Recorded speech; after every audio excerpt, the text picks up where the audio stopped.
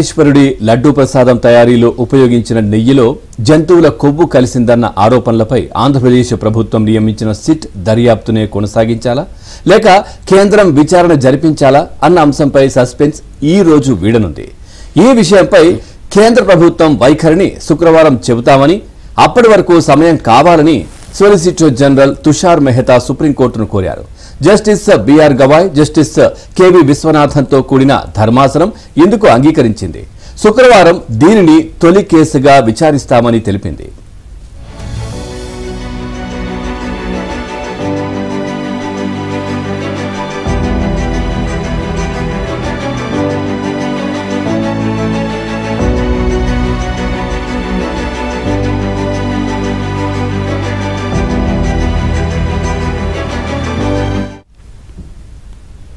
వాస్తవానికి నిన్న మధ్యాహ్నం 3 గంటలకు ఈ కేసు విచారణకు రావాల్సింది. దానికి కొద్ది నిమిషాల ముందు తుషార్ మెహతా హాజరై ధర్మాసనం అనుమతిస్తే శుక్రవారం ఉదయం ఖచ్చితంగా 10 గంటల 30 నిమిషాలకు తన స్పందన తెలియజేస్తానని అన్నారు.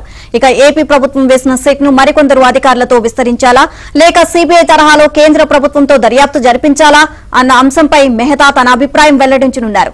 ఇక సుప్రీంకోర్టు ఏ రకమైన దర్యాప్తునకు ఆదేశించినా తమకు అభ్యంతరం లేదు అంటూ ఆయన చెప్పే అవకాశాలన్నీ ఉన్నాయని న్యాయ నిపుణులు చెప్తున్నారు. ఇక హర్యానా అసెంబ్లీ ఎన్నికల్లో తలమునకలై ఉన్న కేంద్ర హోంమంత్రి అమిత్ షాను సంప్రదించిన తరువాత మెహతా కేంద్ర ప్రభుత్వ వైఖరిని నిర్ధారిస్తారు అని విశ్వసనీయ వర్గాలు తెలియజేశాయి.